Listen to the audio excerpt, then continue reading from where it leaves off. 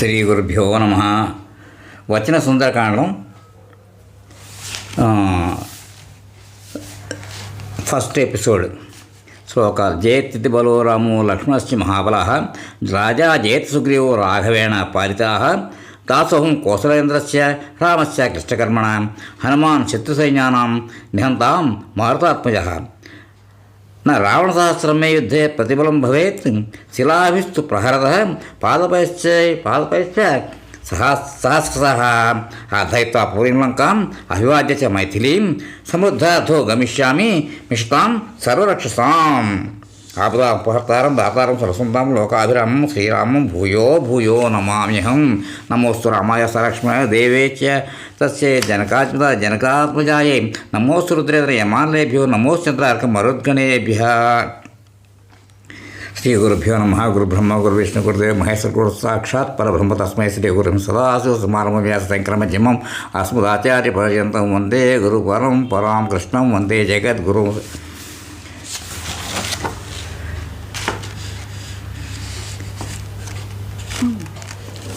సుందరకాండ పారాయణ అంటే ముందు మాట అంటే 1 ఫిబ్రవరి 2024లో బెంగళూరు నుండి రాశాను. ఇది ఈ పుస్తకం వచ్చిన సుందరకాండ అనమాట. ఎలా రాయాలో తెలియడం ఈ సుందరకాండ. అలాగే భగవద్గీత వచనంలోనూ అందరూ చదువుకునేందుకు వీలుగా ఉండాలన్న సంకల్పంతో రాసుకున్నాను. వాల్మీకి రామాయణంలో ఈ విధంగా దీని గురించి ఉంది. సుందరే సుందరో రామ, సుందరే సుందరీ కథ, సుందరే సుందరీ సీత, సుందరే సుందరం వనం, సుందరే సుందరం కావ్యం, సుందరే సుందరం కపి, సుందరే సుందరం మంత్రం, సుందరే కిమ్న సుందరం. అనగా ఈ సుందరకాండలో సుందరం కానిది ఏమీ లేదు కదా అని అర్థం. వాల్మీకి మహర్షి మొత్తం రామాయణంలో ఈ ఒక్క కాండకే ఈ పేరు పెట్టడం నిజంగా సుందరమే. ఇది కేవలం వచనం మాత్రమే. ఇది చదవడం వల్ల అనేక ప్రయోజనాలు ఉన్నాయని నిర్ధారించారు. అయితే కేవలం వచనం చదివితే ఆ ఫలితాలు వస్తాయా అని అడిగితే దానికి జవాబు చెప్పడం కొంత కష్టమే. అయినా మన భక్తి విశ్వాసం మొదలైన విషయాలే కాక మన శ్రద్ధ కూడా అవసరమే. పెద్దలు చెప్పిన మాటలు మన మంచికే. ఫలితం కావాలనుకునేవారు పండితులను సంప్రదించడం మంచిది. నేను ఆ పార్వతీ ప్రవేశం పరివారం అలాగే సీతారామ పరివారం అనుగ్రహంతో రాయగలిగానని ఇందు మూలంగా తెలియజేస్తూ ఉన్నాను. లోగా చెప్పినట్లుగా నేను నా కోసం రాసుకున్న ఈ పుస్తకం చదివిన వారు ఏదైనా లోపాలు తెలియజేస్తే సరిదిద్దుకుంటానని సవినయంగా మనవి చేస్తూ మీ అందరికీ ఆ పార్వతీ పరమేశ్వరుడు సీతారాములు వారి పరివారం సకల శుభాలను కలగజేయాలని ఆకాంక్షిస్తూ మీ శ్రేయోభిలాషి ఉపాధ్యాయులు వెంకటేశ్వరులు శ్రీనివాసు. అయితే ఇప్పుడు ఒక్క చిన్న విషయం నేను చెప్పాలి. ఏమిటంటే ఈ సుందరకాండ గురించి త్యాగరాజస్వామి ఆయన భాగ్యకారకుడు. మన అదృష్టం వల్ల తెలుగుగా ఉండి మురికినాట బ్రాహ్మణుడు పుట్టారేమో తంజావూరు. వీళ్ళు ఏంటంటే తంజావూరు తిరుగారు పుట్టిన ఆయన. ఈయన వాల్మీకి మహర్షి యొక్క అంశాన్ని అంటారు. ఆయన 24,000 శ్లోకాల్లో రామాయణం రాస్తే 24,000 కీర్తనలు రాశారని చెప్పంటారు. అయితే ఈ సుందరకాండ నేను ఎక్కడో చదివింది గుర్తుంది నాకు. ఎట్లాగంటే అది ఆయన ఆంజనేయ స్వామి శ్రీరాముడు చెప్పి అంగుళీకం ఇస్తే అందరిలో వెళ్ళిపోతుంది దక్షిణ దిగ్గు పంపిస్తుంటే రా నీవు వెళ్తావు, నువ్వు చేయగలవు, ఈ కార్యక్రమం నువ్వే చేస్తావు అని చెప్పి ఆయన ఏం చేస్తాను ఉంగరం తీసి అంగుళీకం ఇచ్చి నువ్వు ఇది సీతమ్మకి ఇయ్యి అంటే నా గుర్తుగా తెలుస్తుంది అని. అప్పుడు ఆ ఉంగరాన్ని పెట్టుకుంటాడు. అనేక ప్రశ్నలు వేస్తుంది ఆవిడ. అంటే అనుమానిస్తుంది ముందర ఆంజనేయ స్వామి అవునా కాదా, రావణాసురుడు అలా వచ్చాడా ఏమిటో అనుకుంటాం. ఆఖరికి ఈయన ఆంజనేయ స్వామి ఆ ఉంగరం చూపించి రాముడు ఇచ్చాడన్నమాట. అప్పుడు ఈయన రాముడు మనకు కావాల్సిన వాడే ఈయన, లేకపోతే ఎంతో నమ్మకం ఉంటాయి కానీ రాముడు అలాంటి వాళ్ళకి ఎవరు కాబట్టి అని చెప్పి అప్పుడు మాట్లాడుతూ కూర్చుంటుంది. ఇది ఈ ఇతివృత్తాంతాన్ని తీసుకున్నట్టుగా చూసుకుని మనకి, ఎందుకంటే త్యాగరాజస్వం ఎన్నో భాగవతాలు అన్నీ చదువుకున్న మహానుభావుడైన. అందుకోసం ఏం చేశారంటే అక్కడ ఘనరాగ పంచరత్నాల్లో ఉన్న నాటరాగంలో జగదానంద కారక అన్న పంచరత్నాన్ని తలుచుకుని, అంటే అప్పుడు సీతమ్మ వారి ఉంగరం చూడగానే ఆ రాముడు గురించి చాలా జగత్తుగా ఆనందకారకుడు నాకు ఆనందం వచ్చింది. ఆ ఉంగరం చూడగానే రాముడు చూసినట్టుగా ఫీల్ అయిపోయి అంటే అంతలా ఆనందపడిపోయింది ఆవిడ. అప్పుడు రాశాడని చెప్పి అన్నారు. చాలా చరణాలు దాంట్లో ఉన్నాయి. తర్వాత ఎప్పుడప్పుడు మీరు ఉంటే ప్రస్తావన చేద్దాం, టైం ఉంటే సమయం ఉంటే. ఇంకా ముందర మనం ఏం చేద్దామంటే 1వ రోజు పారాయణం వెళ్ళిపో 9 రోజులు పారాయణం ఎలా చేయాలి దానికి రాసుకుందాం అన్నమాట చెప్తున్నాను. అది మొదటి రోజు పారాయణంలో శ్రీరస్తు శుభమస్తు అభిగ్రమస్తు అక్కడి నుంచి ప్రారంభమవుతుంది. అనంతరము జాంబవంతుని ప్రేరణతో అరివీర భయంకరుడైన ఆంజనేయుడు హృదయ అయిన అంటే రావణుడి చేత అపహరించబడిన సీత యొక్క జాడను అన్వేషించడానికి చారణాది దివ్యజాతుల వారు సంచరించు ఆకాశ మార్గంలో వెళ్ళుటకు నిర్ణయించుకోండి. దుష్కరమైన సాటిలేని ఆ కార్యం సాధింపాలించిన వాడే హనుమంతుడు తన మెడను శిరస్సును నిటారుగా నిలిపి వృషభేంద్రులోనే ప్రకాశించుకుని అతడి పచ్చిక బయళ్ళు వైఢూర్య వర్ణశోభితులై చల్లదనముగా కలిగి మృదువుగా స్వచ్ఛములై ఉండుటచే అవి సలిడ కల్పములై వాయుస్పర్శిత తరంగాయుతములై అలరాలుతూ ఉండను. అంతటా ధీరుడును మహాబలశాలి అయిన హనుమంతుడు వాటిపై హాయిగా అటునిట్టు సంచరిస్తుండను.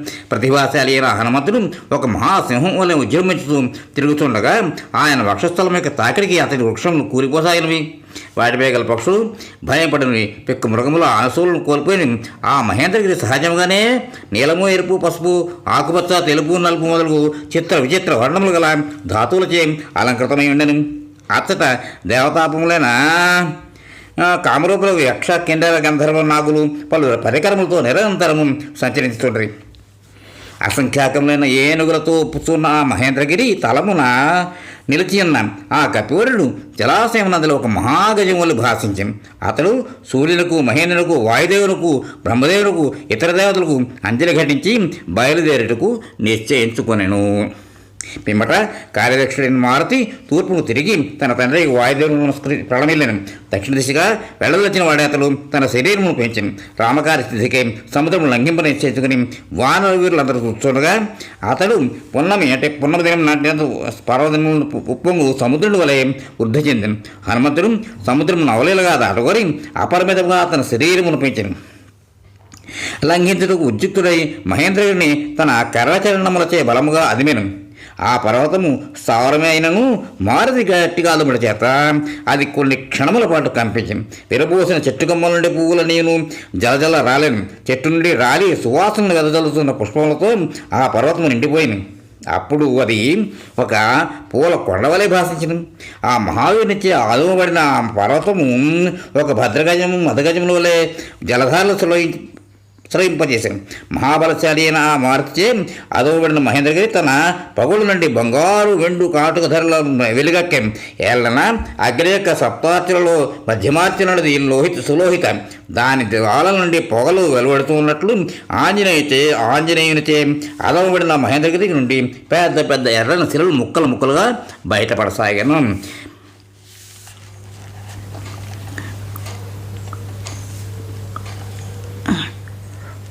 ఉపవనములందును దిశలందును వ్యాపించిన స్పష్టంగా అట్టి ఊపిరి గట్టిగాలిమి దాని గుహలయందు అంతటా నివసిస్తున్న ప్రాణులని మిగుల నలిగి వికృత స్వరములతో గగ్గోలు పెట్టాయి. అదనమాట పృథ్వీ అంతటను ఆ ఆక్రందనలు వినపడ్డాయి.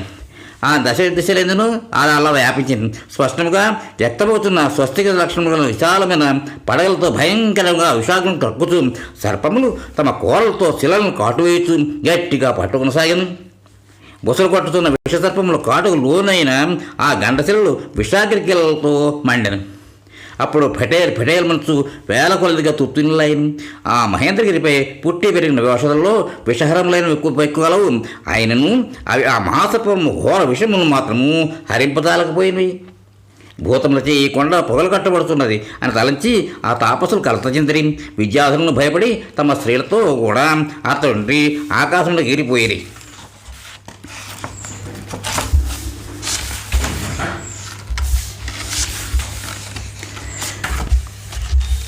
ఆ విద్యాధరులు అమూల్యమైన భోజన పాత్రలు, భక్ష్యములను, లేహ్యములను, వివిధ మధుర రసఫలములను, డాళ్లను, బంగారు పిడులను, గడ్డము భయంతో అతన్ని వదిలిపెట్టి ఆకాశమును చేరి విద్యాధర స్త్రీలు హారములను, అందెలను, దండకడియములను ధరించిండరి. వారు సంభ్రమాశ్చర్యంతో దరహాసంతో తమ ప్రియులతో కూడా అంతరిక్షమున నిలిచిండరి. విద్యాధరులను, మహర్షులను ఆకాశంలో ఒక్కతోడు చేరి నిరాధారముగా అంతరిక్షం తెలియాడుతూ తమ మహావిద్యను ప్రదర్శిస్తూ అతడి నుండి మహేంద్రగిరిని కుతూహలంతో వీక్షింపసాగిరి. అప్పుడు నిర్మలాకాశంలో నిలిచి ఉన్న పవిత్రాంతఃకరణలైన ఋషుల చారుల సిద్ధుల మాటలను వారు వినిరి. పర్వతాకారులను వాయునందనులను మిక్కిలి వేగము గలవాడును అయిన ఈ హనుమంతుడు మొసళ్లకు నిలయమైన సముద్రమును లంఘించుతూ ఉన్నాడు. అతడు శ్రీరామ కార్యార్థం వానరాజైన సుగ్రీవుని ఆజ్ఞ మేరకు ఇతరులకు అసాధ్యమైన పనిని చేయదలుస్తూ దాట శక్యంగాని సముద్రం యొక్క ఆవలి ఒడ్డును చేరగోరుతూ ఉన్నాడు. ఆ మహాత్ముల యొక్క ఈ వచనములు విని విద్యాధరులు సాటిలేని ఆ వానరత్మని మహేంద్రగిరిపై చూచిరి. పర్వత సదృశులైన ఆ మారుతి ఒక్కసారి వడలు విరిచి రోమమును విదల్చాను. ప్రళయకాల మేఘము గర్జించిన ఒక మహానాదం చేశాను. మారుతి ఎగుర సన్నద్ధుడై రోమములతో నిండి మొదట లావుగా ఉండి క్రమముగా సన్నబడుతూ వర్తులాకారంలో ఉన్న తన వాలను గరుడు పామును వదిలించినట్లు విదిల్చాను. తన బాహువులను స్తంభింపజేసి ఊపిరి బిగబట్టి కట్టి ప్రదేశం కృషింపజేసి పాదములను బావుగా కుదించాను. శుభలక్షణ సంపన్నుడైన ఆ మారుతి తన భుజములను మెడను కుదించెను. అప్పుడు ఆ వీరుని యందు తేజస్సు బలము పరాక్రమము నిండారిన ఆ మారుతి చూపులు పైకి ప్రసరింపజేస్తూ తాను వెళ్ళవలసిన మార్గము దూరం నుండి పరిశీలించుతూ ఆకాశం నిశ్చితముగా చూస్తూ ఉచ్ఛ్వాసము హృదయమునందు బిగబట్టడం మహాబలశాలుడు ఆ కపివరుడు పాదములను నేలపై దృఢముగా మోపి చెవులను రెక్కించి పైకి ఎగుర సన్నద్ధుడైన వానరశ్రేష్ఠుని హనుమంతుడు అంగదాది వానరులతో ఇట్లనను వాయువేగమును సాగిపో రామబాణం వల్ల నేను మిక్కిలి వేగంగా రావణని చేపాలింపబడుతున్న లంకకు వెళ్ళేదను. అతడు జానకి మాతను కాంచదాలతో అదే వేగమున సురలోకమునకు పోయేదను. ఆ స్వర్గమును కూడా సీతాదేవిని దర్శింపరచు రాక్షసురాజైన రావణుని అవలేదుగా బంధించి తీసుకుని వచ్చేదను. ఏది ఏమైనను కృతకృత్యుడనై సీతతో సహా తిరిగి వచ్చేదను. లేనితో రావణుడితో సహా లంకను పెక్కలించుకుని తీసుకుని రాగలను. వానరోత్తముడైన హనుమంతుడు తోడి వానరులతో ఇట్ల బలికి మిక్కిలి వేగంగా సాగిపోగల ఆ మారుతి ఎట్టి జంకు గొంకులు లేక అతివేగంగా అంతరిక్షములకు ఎగిరాను. అప్పుడు ఆ కపీశ్వరుడు తనను గరుత్మంతునిగా భావించగలను. అతడు ఎగిరినప్పుడు ఆ వేగములకు పర్వతంపై గల వృక్షంలా నేను అన్ని వైపుల నుండి కొమ్మలపై గల పూలు కుక్కెర్లు సొంగలతో సహా వెంటకొనిపోవచ్చు పురోగమించాను. సుదీర్ఘయాత్రకు బయలుదేరిన ఆత్మీయుని వీడుకొలుపుటకు ప్రియబంధువులు కొంత దూరం అనుసరించినట్లు మహావృక్షముల సమూహం ఒక ముహూర్తకాలం అతనిని వెన్నంటి దేవేంద్రుడికి భయపడి పర్వతంలో సముద్రంలో దాక్కున్నట్లు చేపగల అంటే బరువు గల అంటే చేపగల చెట్లు అన్నీను పువ్వులను రాచు జలధిలో పడి మునిగిపోయింది. అప్పుడు ఆ మహాసముద్రము అసంఖ్యాకమైన నక్షత్రములతో కూడిన ఆకాశం వల్ల శోభిల్లను వివిధ రంగురంగుల పుష్పముల సమూహములు ఆ మారుతిపై శరీరంపై అంటుకుని ఉండగా అతడు ఆ ఆకాశంలో మెరుపు తీగలతో అలరాలు మేఘం వల్లే ప్రకాశించిన సముద్రము లంఘించు పోతున్న ఆ వానల వీరిని బాహుమూలముల ద్వారా ప్రసరించు వాయువు మేఘగర్జన వలె ధ్వనింపసాగాను. ఇక్కడితో ఈ ఎపిసోడ్కి విరామం ఇద్దాం, తర్వాత కంటిన్యూ చేద్దాం. స్వస్తి.